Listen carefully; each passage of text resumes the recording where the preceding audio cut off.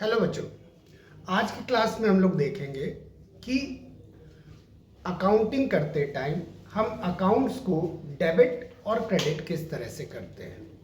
पहले की क्लासेस में ऑलरेडी हम आपके साथ में डिस्कस कर चुके हैं कि what is accountancy, accounting and accounts. अब आज की क्लास में हम लोग ये देखेंगे कि which account should be debited और क्रेडिटेड। तो उसके लिए रूल बनाए गए। एक ट्रेडिशनल अप्रोच है जिसमें अकाउंट्स को डिफरेंट पार्ट्स में क्लासिफाई किया गया। आज की क्लास में वही हम लोग देखेंगे। दूसरा है मॉडर्न अप्रोच जिसको कि हम लोग नेक्स्ट क्लासेस में देखेंगे। So let's get started. So सबसे पहले traditional approach of classification of accounts को देखते हैं। ट्रेडिशनल अप्रोच, ट्रेडिशनल मतलब जो शुरू से ये इसी तरह से अकाउंटिंग करते आ रहे हैं हम लोग। सो इसमें हम लोग अकाउंट्स को डिवाइड करते हैं basically two categories. First personal account, second impersonal account.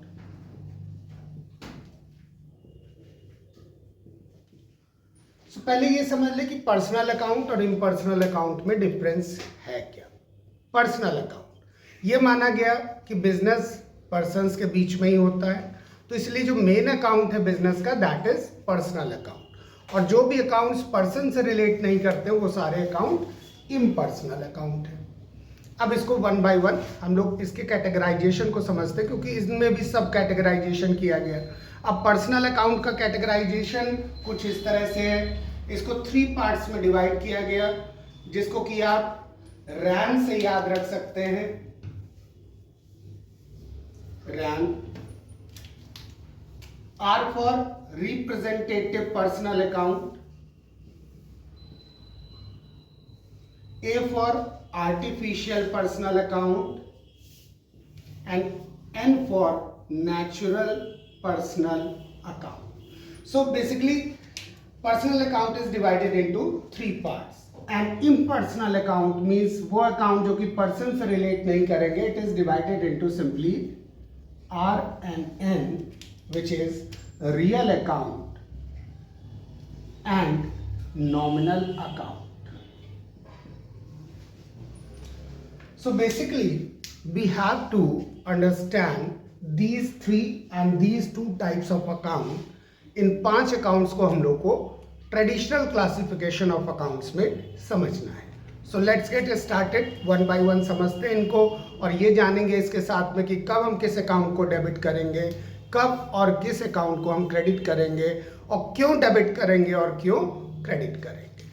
So first of all we are going to discuss personal account. So personal account को सबसे पहले हम लोग देखते हैं। personal account means account related to person whether it is representative, artificial or natural।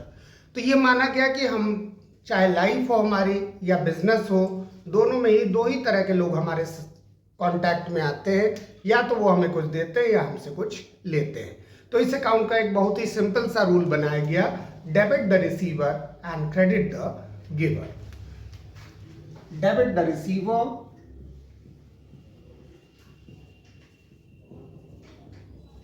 And credit the giver. अगर कोई भी हमसे कुछ रिसीव करेगा तो उसको हम डेबिट करेंगे और कोई भी हमें कुछ देगा तो उसको हम क्रेडिट करेंगे। अब जो कैटेगराइजेशन अभी आपको बताया, रिप्रेजेंटेटिव, आर्टिफिशियल, नेचुरल, अब इन तीनों को इस रूल पे देखते हैं one by one. So first is representative personal account. Representative means जो रिप्रेजेंट करे, किसको रिप्रेजेंट करे? ओनर को। सेपरेट एंटिटी कॉन्सेप्ट, अभी कॉन्सेप्ट से रिलेटेड हम लोग देखेंगे एक अलग से वीडियो। सेपरेट एंटिटी कॉन्सेप्ट, ये कॉन्सेप्ट ये कहता है कि business should be kept away from its owner. Business और ओनर को अलग अलग रखा जाए। इसीलिए बिजनेस में ओनर जो भी ट्रांजैक्शंस करता है वो ओनर के नाम से नहीं किए जाते हैं, वो उसके लिए अलग से ये रिप्रेजेंटेटिव पर्सनल अकाउंट ये बनाया जाता है और इसमें दो तरह के अकाउंट्स जो ओनर को रिप्रेजेंट करते हैं उनको ओपन किया जाता है। First account is capital account and second account is drawing account. So अभी आपको हमने ये बताया कि इस अकाउंट का रूल है debit the receiver and credit the giver. अब ओनर अगर बिजनेस में कुछ भी इन्वेस्ट करेगा, कुछ भी पैसे बिजनेस को वो देता है तो मींस कैपिटल के नाम से देगा। इट का मतलब capital account is giver account. और अगर बिजनेस से ओनर कुछ भी पर्सनल यूज के लिए निकालेगा तो वो ड्राइंग के नाम से निकालेगा, means drawing account is receiver account. तो अब इन दोनों अकाउंट में हम किसे डेबिट करें और किसे क्रेडिट करें? तो रिसीवर अकाउंट है कैपिटल अकाउंट, इसको हम रिसीवर अकाउंट है capital account, giver account capital account है, इसको हम क्रेडिट करेंगे, और ये रिसीवर अकाउंट है इसको हम डेबिट करेंगे। इसको आप इजीली ऐसे भी याद कर सकते हैं, debit the receiver credit the giver. अब C for capital, C for credit, D for drawing, D for debit. तो कैपिटल को हम क्रेडिट करेंगे और ड्राइंग को हम डेबिट करेंगे। सिंपली हमेशा कैपिटल अकाउंट क्रेडिट होगा और ड्राइंग अकाउंट डेबिट होगा। अब नेक्स्ट इसके बाद बात करते हैं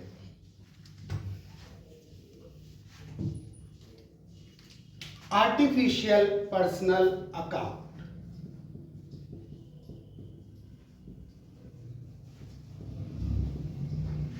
मीन्स जो नेचुरली पर्सन नहीं है लेकिन उनको हमने पर्सन बनाया हुआ है या पर्सन माना हुआ है। For example, best example is bank. Bank as a person behave करता है, नेचुरल पर्सन नहीं होता, लेकिन जब हम बिजनेस में उसको रिकॉर्ड कर रहे होते हैं तो पर्सनल अकाउंट के इस रूल के अकॉर्डिंगली भी हम उसको एंटर कर रहे होते हैं। तो इसमें हमारा बैंक अकाउंट आ जाएगा, कोई भी कंपनी है वो कंपनी अकाउंट आ जाएगा, कोई भी फर्म है फर्म अकाउंट आ जाएगा। इस तरह से इन सारे अकाउंट्स को हम लोग लेंगे। अब इसको डेबिट या क्रेडिट वो इसी बेसिस पे करेंगे, रिसीवर और गिवर के बेसिस पे। For example, cash deposited into bank.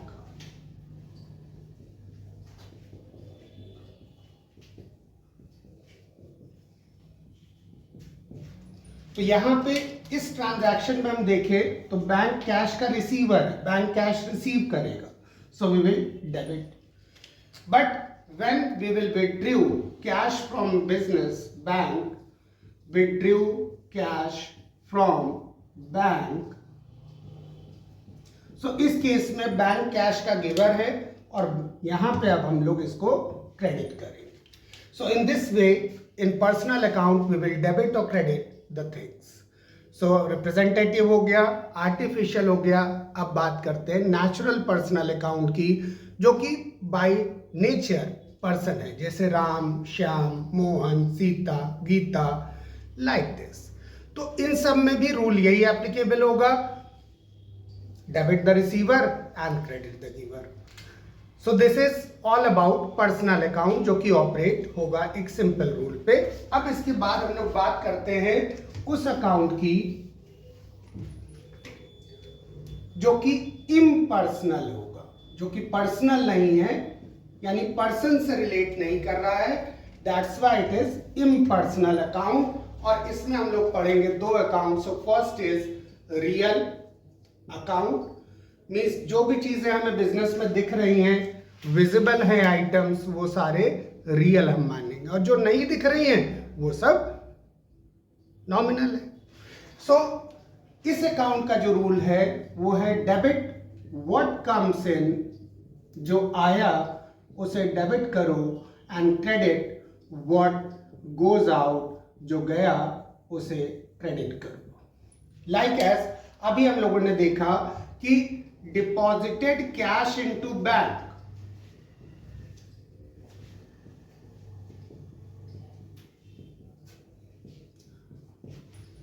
तो इसमें बैंक पर्सनल अकाउंट है, अभी बताया आपको, और कैश जो है ये रियल अकाउंट है कि नहीं? कैश दिखता है कि नहीं दिखता है? दिखता है ना।